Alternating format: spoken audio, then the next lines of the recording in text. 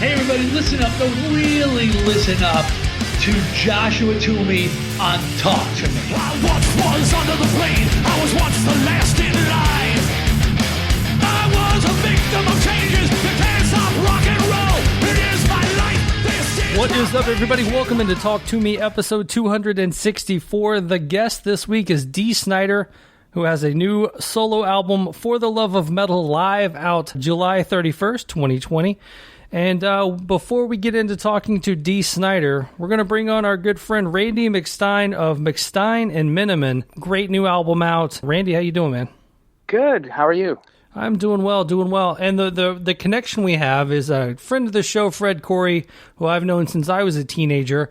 I guess you've known since you were a teenager also, said, hey, man, you got to have this guy on your show. Check out his band. And I was completely blown away.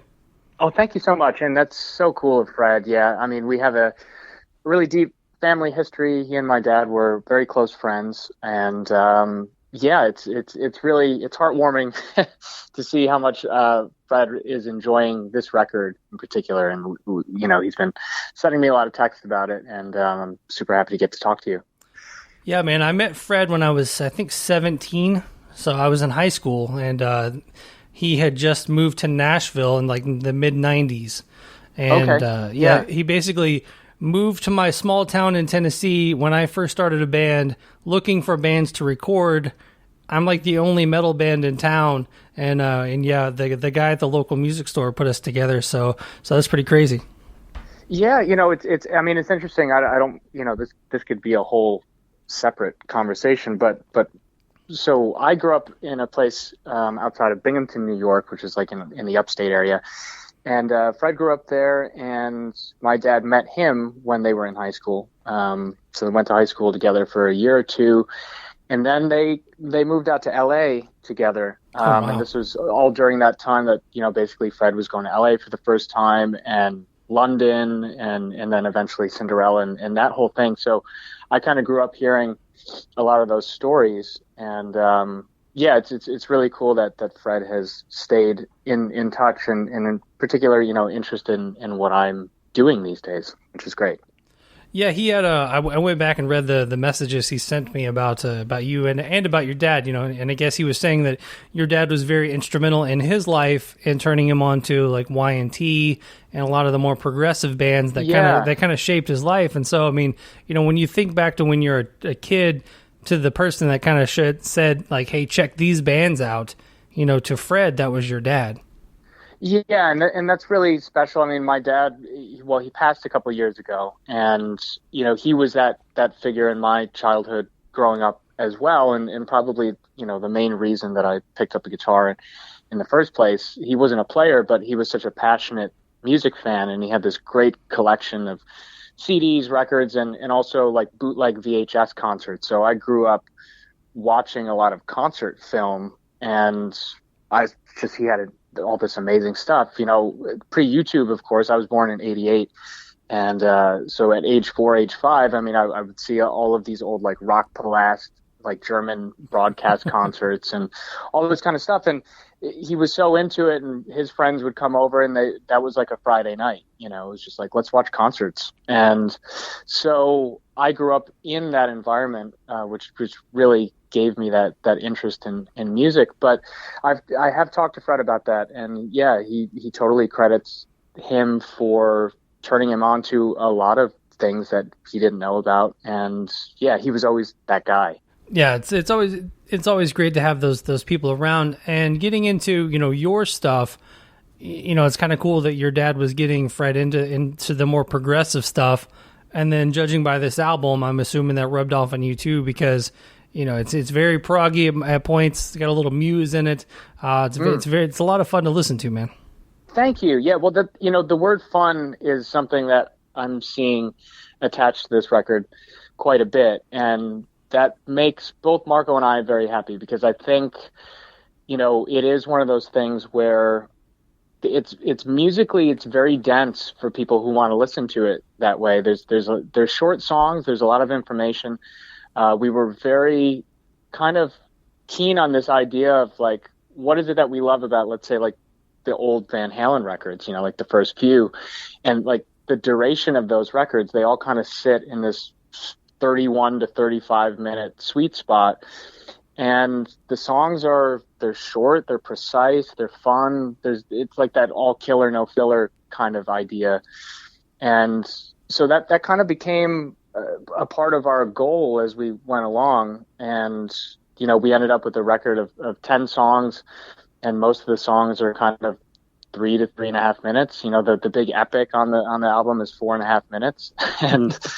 and so in progressive rock, as it may be categorized, this isn't a very typical thing that people would kind of go for structurally, because a lot of things are about long form composition and that kind of grandiosity. So I think we found kind of an interesting way of channeling a lot of different influences and different styles into these really short but dense compositions. And there's an energy that runs through it that I think people are relating to, and that's where I think a lot of the fun factor comes from. There's a kind of playfulness to the material, but it's also very serious musically at the same time. You brought up something in there that I've been thinking about a lot lately, where you look back to classic records from the 70s and 80s, and they're 30 minutes long, 31 minutes long, like, Slayer albums, 28 minutes long. Yeah. And then somewhere along the line, when the CD came out, they're like, oh, you can add 70 minutes worth of right. Audio to this. And everybody's like, well, shit, I need 18 tracks, and 13 of them are skits. And, it just got to a point where you just wanted to cram as much stuff as possible into an album. But when you go back and look, man, some of the classics are 30 minutes or less. Yeah, and I think certainly the conversations I'm starting to have around this record in particular, I've had musician friends reach out and specifically tell me how much they love the fact that it's like 35 minutes, and it's the same thing. It's this idea that something obviously shifted when the CD format came out. You had all this extra space, and then suddenly there seemed to be this expectation that you had to fill it, because in the vinyl days, I mean, one of the reasons why those Van Halen records were so short, that was kind of a Ted Templeman thing, with the sonic quality. It's like, right, you didn't want to stretch the side of the vinyl too long, or it would kind of degrade. So he liked having these like 17-minute sides, and I mean, if you think about like a long single record might get into that 45 to 50 minute mark, but that was like a long single album back then. Some bands did that, and obviously they were double records, but yeah, the CD kind of seemed to bring about this need to completely fill the space, and I've arrived at a quality over quantity kind of place, and hopefully people who listen to it feel the same. And where did you meet Marco, and how did this project come about? Yeah, so Marco and I met in October of 2018, and we were both hired to play on somebody else's project, a progressive rock kind of almost Alan Parsons grandiose thing called In Continuum. And we were both hired separately. We did our parts remotely. And then the guy who sort of spearheaded that project, a guy named Dave Kersner, he booked a couple of live gigs, and he asked both Marco and I to be in the live band. So that put Marco and I physically in touch for the first time. So we basically just met in a rehearsal room like 3 days before the gig, to try to hammer this stuff out. And we immediately felt, a musical connection as we were playing this material that we were there to do. But the sort of late night hang turned into something that was like a really cool thing. And we started talking about a lot of musical influences and things that were very much outside of progressive rock and the kind of music that we were there to do. And just over time, that kind of morphed, and we got a couple more chances to play together with that project. And then I was working on some solo material. I asked him to play on a song for me.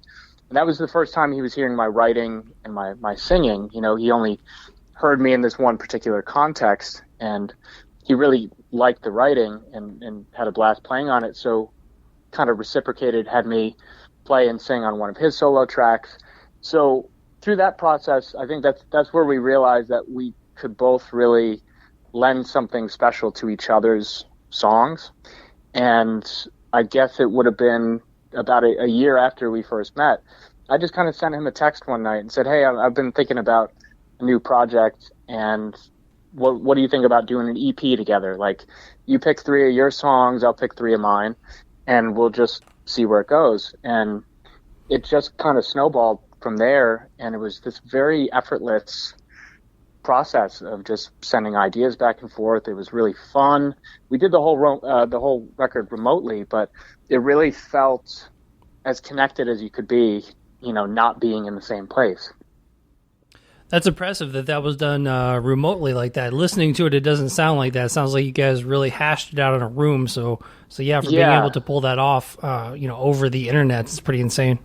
I appreciate that. Thank you. One of the songs that obviously catches everybody, it's the most played song on Spotify, is Your Offenses. And, I mean, it's catchy as hell, man. So tell me a little bit about that song. That's what we'll wrap this up with. And tell me a little bit about that song.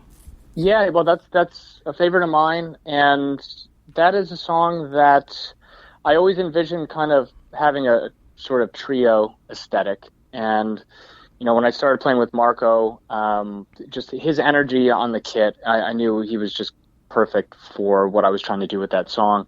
And I had actually been playing it solo acoustic for a little while in some shows, and so it was really fun to kind of do this electric version. But I think, to me, that song sums up a lot of what we're doing.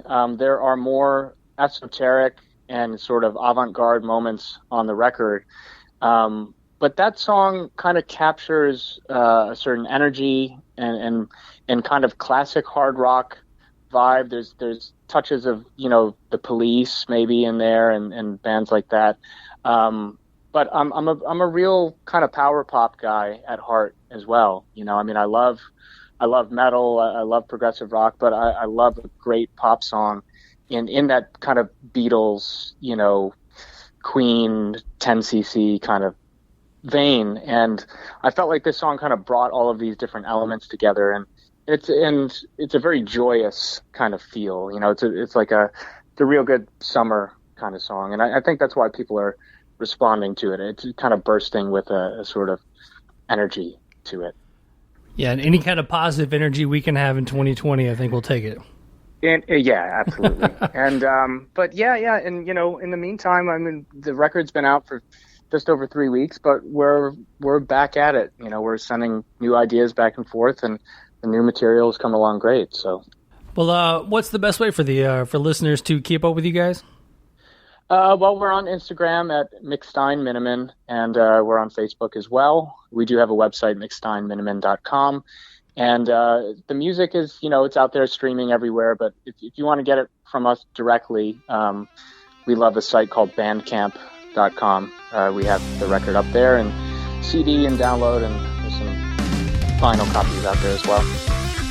All right, guys. Well, this is Your Offenses by McStein and Miniman. And after that, we will talk to Dee Snider, and I will talk to you guys momentarily. Someone told me you're back again.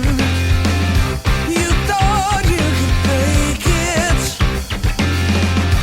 All the people you left to burn. You thought you could make it. Oh no. But suddenly you found yourself alone. You only want the best for yourself. You never look out for anyone else. Now you're reaching for a hand to help you mend and defend your offenses.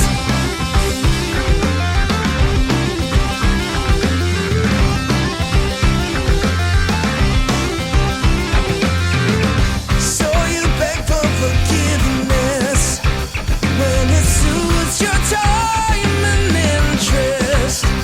Then it's quickly back to business. You only want the best for yourself. You never look out for anyone else. Now you're reaching for a hand to help you mend and defend your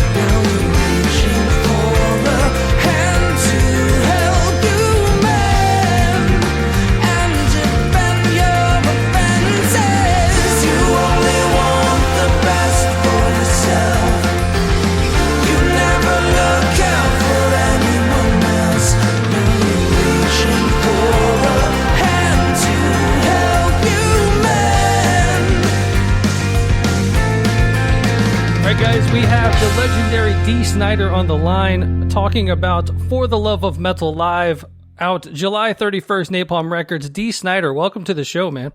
Josh, great to be on. And yeah, pretty excited that I had the foresight to film shows last year and start working on well in advance, a live record at a time where people, and live DVD at a time where people are kind of starved for live entertainment. Absolutely, man. The one thing I liked about the DVD was it's done over multiple shows. It's not just one show with a few cameras. So you get to see, Dee in a club and Dee at a festival. And I think it made for a much better watch. Thanks. I'm glad you appreciate that. Yeah. Every live album I've done has always been, a concert event. And usually, and there's reasons for that. There's difficulty with filming multiple shows, and also getting it all set up. But here's something about, well, first of all, as you know, the concert, cuts from country to country, day to night, rain to sun in one song. Right. It bounces all over the place. And that was very deliberate because, we live in a world where everybody's, there's a lot of people, political frustrations and angers and countries at each other's throats and all sorts of embargoes here and embargoes there. Yet behind the scenes, music, especially metal, is connecting us all. It connects us all. And I wanted to show, whether I'm in South America or Australia or Europe or North America, in one song, here they are, everybody singing along, cheering, enjoying something. We have something in common. And I think it's important for people to remember that. Now, you've talked about this in the past a little bit about this For the Love of Metal album. And the one thing that you brought up there was it all brings us together, the metal community as its own. And, you doing such a heavy record a couple of years ago, For the Love of Metal, how do you feel kind of being brought into that super metal crowd, where we're all here, we've been waiting for Dee to come and now, now you're back with us for a while. The thing is, Josh, that I was there just not as a recording artist. Right. I was, as a fan, I've been connected to the community. I've always been connected. And part of that goes to my kids, who are all metalheads. And as they grew up, they constantly kept me exposed, aware, and turned on to the changes in the scene and what was going on. And I would love going to shows with them and love the new band, new sound. I was always there. I just didn't know how to connect myself. And Jamie Josta, God bless him, he saw it as clear as anything. He says, "There's a place for you, and I know how to get you there." So God bless Jamie Josta for that. But also, I want to send a message. There's a bonus track on the new CD DVD called "Prove Me Wrong," and it is not an outtake from the last album. It's a new song written by me and Charlie Belmore. And the message is to people, this is Dee Snider. This is what you can expect from me moving forward. I'm here, and this is where I'm staying. Yeah, I mean, it is so nice to hear your vocals over such heavy stuff. And getting into the For the Love of Metal, I'm a listener of the Josta show. Obviously, I got to keep an eye on the competition, right? But I was listening, when he approached you with the idea For the Love of Metal, and he's known to throw out ideas on every episode. So this is one of the first things that I think he's really thrown out that is stuck, and it was so good. And to kind of be with it from the birth and all the way through to now, there's a live album based off of the album that you guys did. But kind of going back to that, man, just kind of go back to your thought process of, hey, I'm going to do an interview today, which turned into, 2 albums now. Well, one of the places I lived was in Vegas, and Jamie was in town and staying at a hotel, and he asked if I'd come over and do a podcast. And I came over, and he blindsided me. Quite honestly, I mentally had, packed it in. As far as the music goes. And he said, I challenge you. And it was the word challenge you. And I accepted the challenge, and we went in there, and it worked so well. And from the moment we went in the studio, everything came together.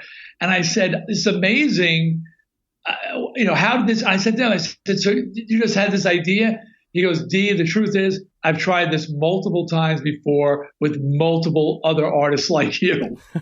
And he goes, but the other artists were not willing to do what they call the trust fall, right? To let me guide them and let me help them. He says they were just too stuck in their ways and would keep insisting on controlling things and putting things in, and they were missing what I was trying to do for them. And he goes, and it never happened. He says, so you're the first to really just put your faith in me. But it was easy, Josh, because one of the first things Jamie told me he said, I've listened. He says, this is after I agreed. He goes, I've been listening to your stuff. I said, what stuff? He said, everything you've ever recorded. I've listened to every song you've ever done, and I've read every word you ever wrote.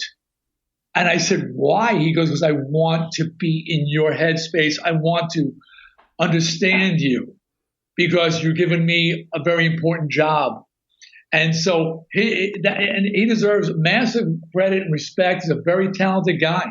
And I'm glad that I was able to show people this ability that Jamie Josta has, because this music isn't Josta music. It's not Hatebreed. It's Dee Snider for the new millennium. How did your fans react when they first heard that Jamie was going to be producing an album for you? I don't even think that my old fans are really aware of Jamie. Other than maybe from Headbangers Ball. That's their connect. So they knew him from there. But I really didn't pay attention to that. I don't really look for anybody's. Once I decide to do something, I'm not looking for people to say, well, does this seem like a good idea to you? You think I should do this? I'm really not. I'm not big on second guessing myself. Say, this makes sense to me. Let's do it. Now, going back to the live album, the live DVD, on the DVD portion, you've got some commentary in between tracks, which, again, another great idea where it's not just a show and a club and blah, blah, blah. So, sitting down and doing the interview portion and kind of talking about where all these songs came from, talking about working with Jamie and even talking about writing, Twisted songs back in the day. Who came up with the idea to put that in there? Well, when I was in Australia, the promoter had this idea to do something called Shouted and Spoken. And day one, I'd do a concert. And day two, in a smaller venue, I would do like a Q&A, spoken word kind of thing for a smaller audience. And the interviews, because of the timing, it was in the middle of For the Love of Metal touring. And so they were very reflective of where I'd been and where I was today and how I got there. And the questions kind of went that way. And by the way, going back to my old fans, most of them have embraced For the Love of Metal, even though it's more contemporary than they used to. But I think that my voice connects them enough and brings them along. And I've I've seen some growth. Some of those old fans, dude, they are stuck in that. Oh my God, the glory days. Come on, glory days are great, but there's music to be enjoyed now. So I'm really happy that quite a few of them came along for the journey with me and are enjoying more contemporary music and seeing the value in it, So, so when we were putting together the live DVD, it was actually the editor because he was given everything and he had gotten the footage from there and he put some in, and he was a young guy. And I was like, what would you do that? Why'd you put that in there? He goes, I don't know, man. I just thought it was like a great cutaway, and it really gives you some insight into your mindset. And people watched it and said, hey, this is really kind of different and cool. So I hope people enjoy that. Yeah, it's definitely fun, man. It is so funny how metalheads, like old school metalheads, anything after like 1990 is just like, it's crap. It's so hard to bring them on to, like, hey, check out even like a band like Hatebreed or anything like that. It's so fun. Oh my God. And there's nothing good out there.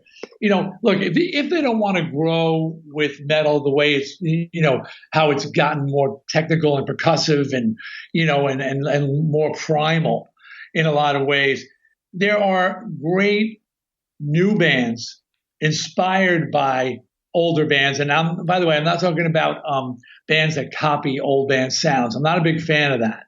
There's a couple of bands out there. I won't name their names, but because I like the guys, but they're imitating Led Zeppelin, and you're not doing anything.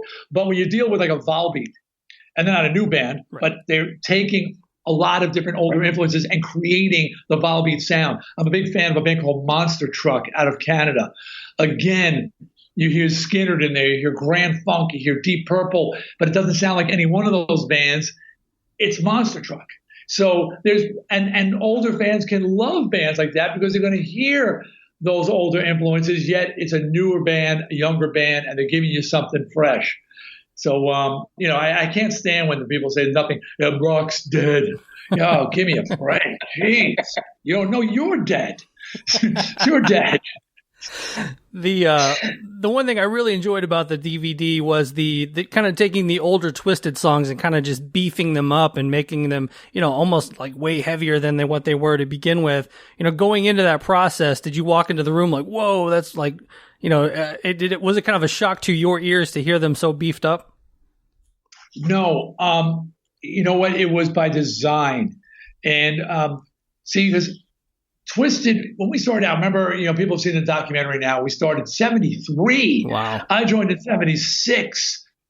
When we first, got our first indie deal, we released Under the Blade. We were in England touring with Motorhead and Saxon and Metallica by 84. So Maiden, we were just a metal band, a different metal band. Nobody thought it was weird that Twisted Sister was on the same bill with Motorhead in the early 80s or with Iron Maiden. It wasn't a thing.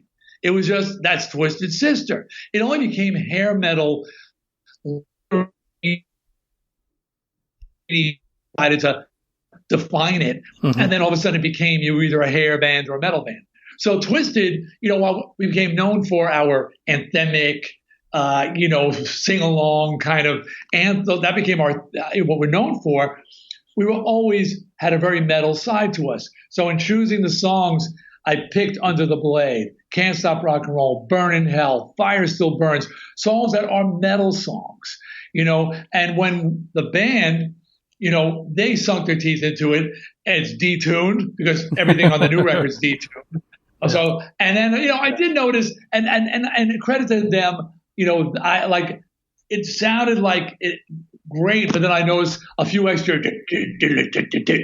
stuck here and there that wasn't in the original version, but it was working and it was connecting. I wanted to connect the dots with this record, say, this is where I'm from, this is where I'm now, and this is how I got here.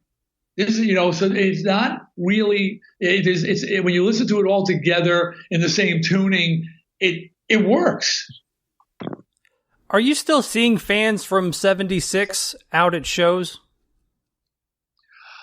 Oh, geez. When I do, they're very recognizable. I've seen, and God love them, I've seen people at the front barricade with oxygen masks on, wheelchairs. It's getting grim with those older fans. I remember Twisted did a video for a Christmas song, I'll Be Home for Christmas, and it was set on it with Lita Ford, and we were on a tour bus. And he had the idea that we were going to, on road, and we're coming home for Christmas. And the bus pulled up in front of an old folks home. And we got off. And it was like, no! No, we're chasing the bus down the street. But that's not the funny part. The funny part is when we pulled up, some of the people who were there going, Dee! I'm like, oh, Jesus Christ, no, no. So yeah, I've been around for a while, and this is, Gene Simmons has a great story about being in an airport and this octogenarian coming up to him. This was a number of years, about 10 years ago, and they coming up to him, so he's in his 60s, and she, Jeannie, how are you? And she's an octogenarian, man. She's in her 80s. He's like, hi. He goes, oh, I remember that night so well in Detroit after the Coble Hall gig. And all of a sudden it dawns on him that she was the hot MILF that he boned after a show when he was in his 20s. She was in her 40s. Now he's in his 60s. She's in her 80s. So it was a bit horrifying to see that, to see the reality. But there's still some of them too, and God bless them for still loving me and supporting me. That's got to be so great. I mean, but also just to look out into a crowd and see fans from the 80s, 90s, the aughts and even the 10s and now the 20s, man. You've got a fan base that reaches generations. That is the greatest part. Look, I'm not never kidding myself. Like, I know how old I am. I know how long I've been doing this, but musically, I feel inspired and I feel connected to the great music that's going on today. And as a fan, and the bands, and like I said, I've been going to shows for decades now. So it's great to see the younger fans enjoying something that I'm doing as much as they're enjoying with Prove Me Wrong, which was amazing. I immediately saw it was being added right into the contemporary rock charts. It wasn't with all the new bands. It wasn't segregated as I was initially with For the Love of Metal, because people were just saying, oh, Dee Snider, so he's on the classic rock, and they weren't listening. Now they just know, no, Dee's doing something new. Now, after all these years, doing radio shows and things like that, what are your thoughts on podcasting now that everybody has a microphone and everybody has a podcast and everybody has a voice? What are your thoughts on the podcasting form? Well, I've been doing radio now for almost 35 years, starting with my own metal show back in the 90s and then, House of Hair, my syndicated show, 22 years I've been doing that. I've done mornings for years. I've done nights. I've done satellite. I've done it all. And I've seen corporate America strangling radio, strangling and trying to outprogram someone's iPhone, okay, or iPod as it used to be, but you can't do that. And corporate America has killed the goose that laid the golden egg. They had everybody had the equipment. It was free, and everybody was listening, and somehow they got people to go and buy equipment so they wouldn't have to listen to what was on the free equipment. Right. How do you do that? How do you do that? And what they did wrong, and I've been screaming it for years, is they were choking the personalities. They were silencing the DJs, silencing the air personalities, not grooming new personalities, and trying to outprogram, like I said, an iPod or an iPhone. You can't do that. You can't beat Spotify. You can't beat any of these formats where you just put a song you like in and it spews out every song you ever enjoyed. So then the podcast came along, which is pure personality, and showed that I was right.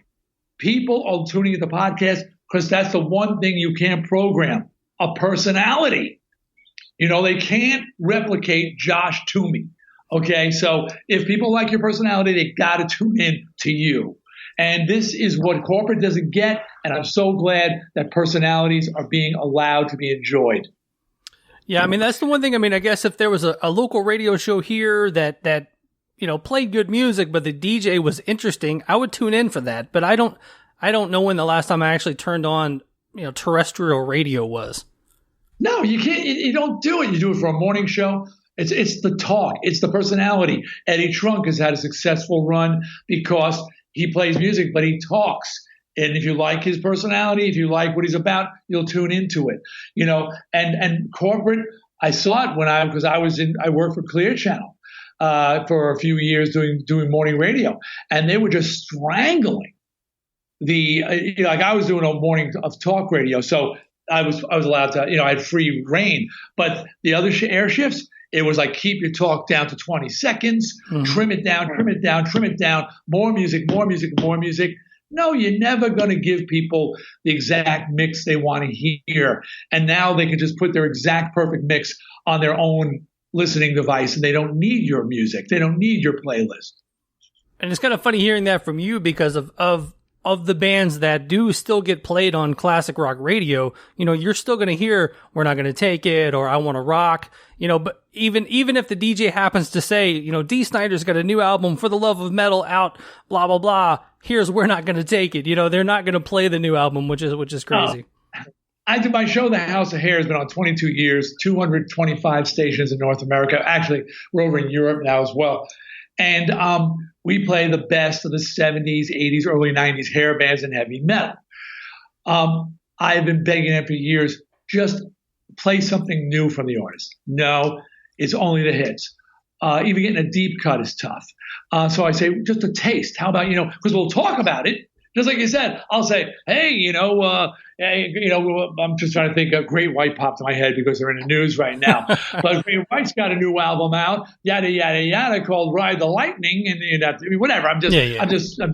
But and then I'll go, and here's "Rock Me," you know, like, and so you know, I was like, come on, just play, and here's just check out let's just check out 30 seconds of a song. No, only the hits. And, you know, so, yeah, it's unfortunate. Well, as we're kind of wrapping up here, For the Love of Metal live out July 31st on Napalm Records. And I believe on Jamie's show recently, he said the For the Love of Metal was one of the biggest physical selling albums on Napalm, man. So congratulations. The record, man, I'm still pinching myself. It was... Look, I'm speechless, and I'm never speechless. I'm never speechless. To see it go to the top of the metal charts around the world, showing up on the top 10, top 20 metal albums of 2018, to see it go to number 20 on the Billboard Hot 200, 20. Wow. Drake and Kanye were standing there going, what the hell is that old white dude doing up here? You know, that was some rare air for not just Dee Snider, but for a classic band, a classic artist to be on the top of the charts. So stunned. I was stunned, and I keep hearing things about the top selling this or that in Napalm, and it's just it just was such a shock and such a pleasant surprise.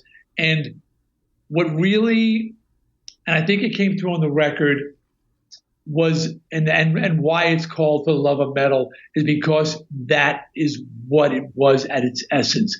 It was purely a passion project. There was no record deal. There was no money. It was Jamie had this idea. I was game. He called the Belmore brothers. Nicky Belmore's got a little studio in Fairfield, Connecticut. I drove up. The call went out, and Mark Morton from Lamb of God, and Elisa White Glues from Arch Enemy, and Howard Jones, and Ollie from All That Remains, may he rest in peace, and all these people, people from Disturbed, and people from Toxic Holocaust, were coming out of the woodwork. And Jamie said, everybody's going to want to work on a Dee Snider record. Everyone's going to want to be a part of this. And I was touched to see that love. And again, with no guarantee of anything other than, hey, this is fun. We're enjoying doing this. This is great. And then the record, and Jamie said, we're calling it For the Love of Metal. He says, because that's what it is. And then a bidding war happened over the record. And then the success of the album and what it's done for me, it's just been magical. And, it's a blessing. So I'm just so glad people enjoyed it. And I hope I've got so much on the horizon, dude, Josh. I'm directing 2 movies. I was supposed to be directing my first feature film in May. It's been pushed back. Since then, I've gotten a second film. I'm writing and directing a reimagining of a classic 80s horror film. So those are the 2 biggest things that my next 2 projects. And I just finished my first fictional novel, which is out at publishers right now, looking for a deal for that. So that's really a whole push back to 2021. So I'm going to be filming these movies. So I don't know when I will get to, my next album, but there will be one. There you go. And it will be, the follow up, the perfect follow up for the Love of Metal. Well, perfect, man. One of the hardest working men in metal, Dee Snider. Thank you. You're probably saying, how does he have time to talk to me? I really don't, Josh. We got to go. So, it's been a pleasure, man. It is called for the love of metal!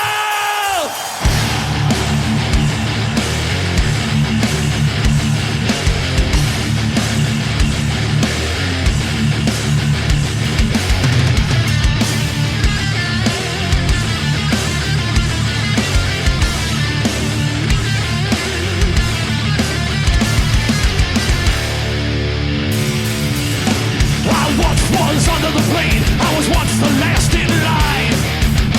I was a victim of changes, you can't stop rock and roll. It is my life, this is my painkiller.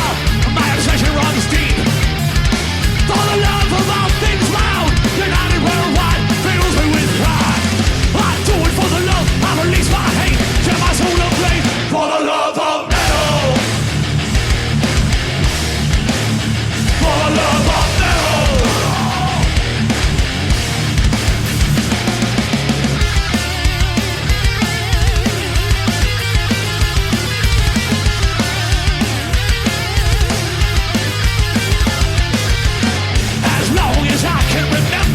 It's been there for me. I run to the hills and over the mountain for victory. I've been south of heaven, I don't wanna burn in hell. I stood tall throughout the years, lived to tell I was born to raise hell. I do it for the love, I release my hate, set my soul ablaze. We do it for the love, we release our hate when we take the stage for the love of metal. For the love of metal. I do it for the love of metal. There's no other way. I do it for the love of metal. It is my escape. I do it for the love. I release my hate. I feel it straight. Unleash the metal.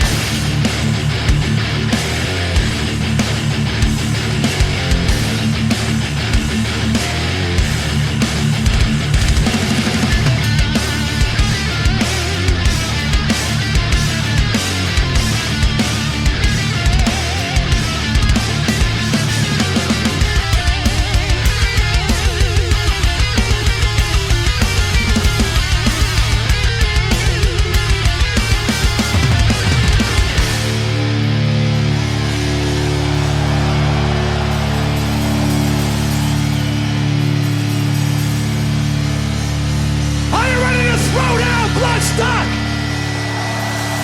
Are you ready to throw the motherfucker down?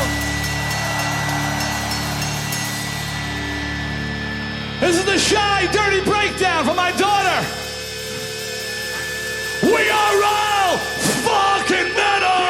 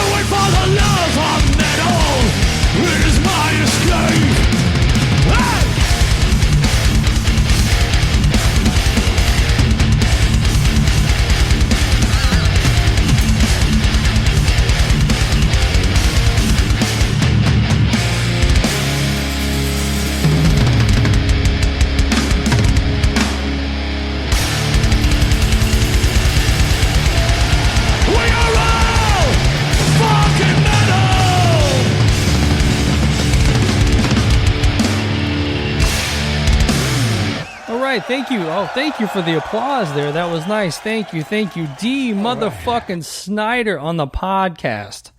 Now that's a moment. That is a Talk Toomey moment right there. When you get Dee Snider on the show, man, what a cool guest to have on. Easy guest to have on. And there was so many things we could have talked about, and we could have talked for hours and hours. You get your allotted time, you get in, you get out, and you get some good sound bites. And I do have to say that Dee Snider did one of the coolest things for my son Elton. After we did the interview, he recorded a little message for Elton, because Elton, my son, who is 5, about to be 6, is a gigantic Twisted Sister fan. He listens to We're Not Gonna Take It, I Want to Rock, on the way to daycare all the time, always, Dad, will you put on We're Not Gonna Take It? Will you put on I Want to Rock? So I told Dee that story, and Dee gave a little shout out to Elton afterwards. So what a classy dude. And please go make sure you're getting For the Love of Metal live out this Friday, and support Dee in this new metal venture that he's doing, man. I'm digging it, man. I am digging it. And also, huge thank you to Randy McStein of McStein and Miniman. Cool band. I really enjoy the album. Cool that Fred Corey reaches out. When Fred Corey hits you up in your DMs and he goes, hey, that might be Fred right there. But he goes, hey, check out this new band. You'll like them. And a friend of his, a friend of Fred's is a friend of mine. And we're going to help support and promote everyone around us. And go support them if they are coming through your town on tour, or check them out on Bandcamp. So for Dee Snider, for Randy McStein, I've been Joshua Toomey. This has been the Talk Toomey Podcast. Make sure you're rating, reviewing, subscribing, telling your friends you're listening to the show, and I will talk to you soon.